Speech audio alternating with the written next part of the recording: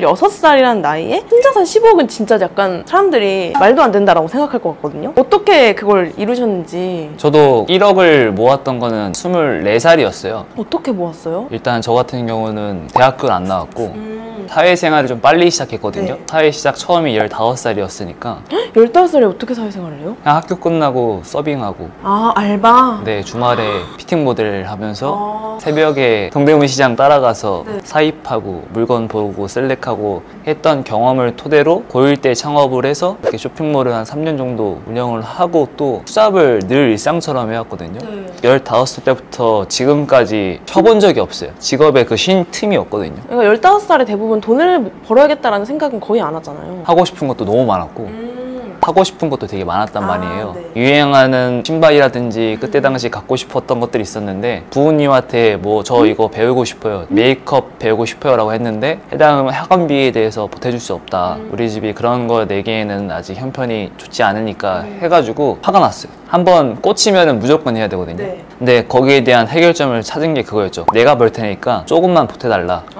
다 그런 거예요. 용돈을 안 받았죠, 중3 때부터. 그냥 그때는 안 되는 거다라고 딱 생각해버리면 그냥 거기서 딱 무의식에 갇히는 건데 그거를 그냥 어떻게든 깨신 거네요. 배우고 싶은 것도 너무 많았어요. 배우고 싶다는 기준이 뭐냐면은 중학교 2학년 때 뭘 깨달았냐면은 굳이 공부를 안 해도 성공할 수 있겠구나 하는 걸 그때 알았거든요. 뭔가 취미든 메이크업이든 이런 걸로써 돈을 벌 수 있고 우리가 공부하는 이유는 취업을 해서 돈을 버는 건데 내가 굳이 학업 공부를 열심히 해야 될까? 남들 머리 쓸 때 나는 몸으로 때우겠다. 몸으로 할 수 있는 걸 하겠다. 라고 일단 중학교 때 마음을 먹었어요. 몸테크가 이제 그때부터 시작한 거죠. 그렇게 해서 뭐 20살경에 1700인가? 20살 때 땅 사러 평택 한중리까지 갔었거든요. 재테크라는 건 19살 때 이미 예금 적금을 하고 있었고 고등학교 때 초청 강사가 왔어요. 무슨 생명의 뭐 보험 설계사였는데 그분께서 이제 돈에 대한 좀 간단한 강의를 좀 해주셨어요.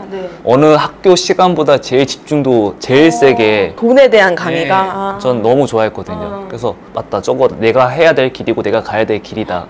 딱 끝나면은 개인 연락처 적고 사라지고 애들은 관심 없어서 그냥 가잖아요, 반으로. 근데 저 같은 경우는 연락처 저장해가지고 끝나고 나서 연락을 드렸어요. 그러고 나서 그때 처음 만든 게 한국투자증권 증권 개사를 해가지고 펀드 가입하고 와, 대박이다. 시작이 돼서 이제 재테크에 눈을 떴으니까 그걸로 이렇게 22살까지 펀드를 했어요. 시드가 적으니까 부동산을 해야겠다는 또 20살 때 알았거든요. 그때 쇼핑몰 폐업했거든요. 폐업하면서 이제 현타가 왔죠. 이제 나 뭐 먹고 살지. 3년 동안 이것만 팠는데 이제 어떤 걸로 성공할까 고민하다가 결정했던 게 재테크, 그게 부동산이어서 20살 때 돈 얼마 없는데 부동산 공부를 시작했어요. 그렇게 하다가 아는 지인이 부동산을 한다고 막 페이스북에 글을 올렸길래 연락해서 갔죠, 사무실에. 근데 그게 평택에 있는 안중역세권인가? 그 물건 토지를 지분으로 팔았던 거였었는데 그게 한 11평 정도 됐어요. 그게 계약금이랑 잔금 해가지고 한 1700 주고 한 10평 살 수 있었는데 일단 계약금 걸었지만 조사를 하고 알아보다 보니까 사기인 느낌이 좀 셌어요. 거기 담당 구청 가서 전화도 했거든요. 그때 당할 뻔한 걸 죄송하다, 나 이런 사정이 있어가지고 잔금이 어려울 것 같다니까 돌려주셨어요. 아, 계약금 돌려줬어요? 원래 원래 안 되는데 미안해서라도 돌려주지 않았을까. 양심이 있으시네요, 그래도. 네, 그렇게 했던 게 첫 번째 부동산이었고 그게 제일 중요한 것 같아요. 당하고 나서 믿을 사람 없다라는 걸 확신을 갖고 이제 제가 직접 투자를 제가 직접 공부하고 제가 발품을 팔아야겠다는 욕망밖에 없어가지고 부동산 사무실을 가든 분양을 받든 한 길을 듣고 한 길을 흘러요. 내가 판단이 서고 내가 결정하고 싶을 때 내가 결정할 거라는 게 그때 생기고 나서 모든 사람들의 말은 참고만 할 뿐이지 그런 선택에 있어서는 되게 지금도 되게 좋은 영향을 있었던 사건이었거든요. 그렇게 해서 하다 보니까 24살 때 1억이라는 돈을 모아서 그렇게 부동산을 그때 세 채를 샀어요. 2020년도에 완전 영끌했어요. 영끌. 신용대출 다 받고 주식담보로 모두 받고 그걸로 2020년도에 세 채를 사서 지금까지 지내다 보니까 원래 더 많았어야 됐는데 지금 하락 시기에 예상을 해서 세금을 매겼을 때 그렇게 해서 한 10억 정도 되지 않았을까. 지금 이 영상이 나가면 많은 분들이 어쨌든 지금 하락장이고 되게 관심이 조금 떨어졌잖아요. 실제로 어때요? 지금 이렇게 사람들은 막 아이고 우습다 막 이렇게 댓글 달거든요. 그러면 이렇게 정리하고 싶어요. 세게만 하면 안 될 거예요. 각자 인생 알아서 살면 돼요. 연예인들이든 잘 사는 부자들이든 재벌들 걱정할 필요가 없잖아요. 근데 그 사람들은 연예인 욕하고 부자들 욕하고 재벌들 욕하고 정작 자기 인생은 걱정을 안 하고 있단 말이에요. 남 까내리기 되게 바쁜 사람들이 많던데 거기에 대해서 폭락해서 꼴 좋네 말았네 그 사람이 알아서 할 거고 해당 분야는 자기 인생에 있어서 자기는 어떤 방향성에 대해서 어떤 걸 지금 노후를 준비하고 있고 내 포트폴리오나 경제적인 자유, 시간적인 자유를 향해서 무엇을 준비하고 있는지에 대해서 본연을 생각하게 되면은 그렇게 댓글 달 시간 없거든요. 부동산을 여러 업체 한 사람으로서 하락해서 오히려 또 반대로 또 좋아요. 저는 시간에 여유가 생겨서 너무 좋아요. 왜 시간이 여유가 생기지? 네. 지금까지 집값이 어떻게 올랐어요? 그냥 이렇게 올랐잖아요. 이렇게. 원래 집값은 이렇게 오르는 게 정상적이잖아요. 네. 내가 벌은 소득은 한정되어 있는데 집을 살 수 있는 시기는 점점 더 높아졌던 거잖아요. 지금 쉰틈없이 올라왔으면 조정은 당연히 있어야 되는 거니까 이 조정 시기에 자기 업에 집중할 시기인 거잖아요. 여기 집값이 하락한 것만큼 빠르게 돈을 모아나 불려가지고 내가 살 수 없었던 지역에 대해서 살 수 있는 시간적 여유가 생긴 거죠.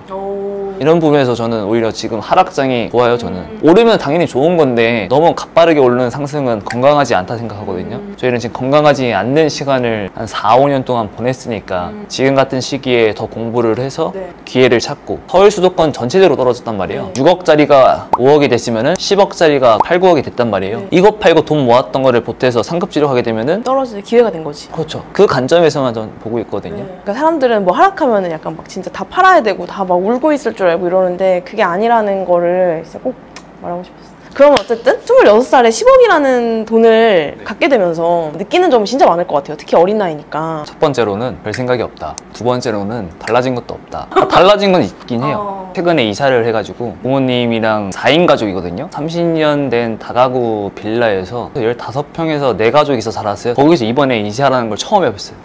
혼자서 아파트 34평에 지내고 있거든요. 혼자서요? 네. 부모님은? 부모님은 그 집이 좋대요.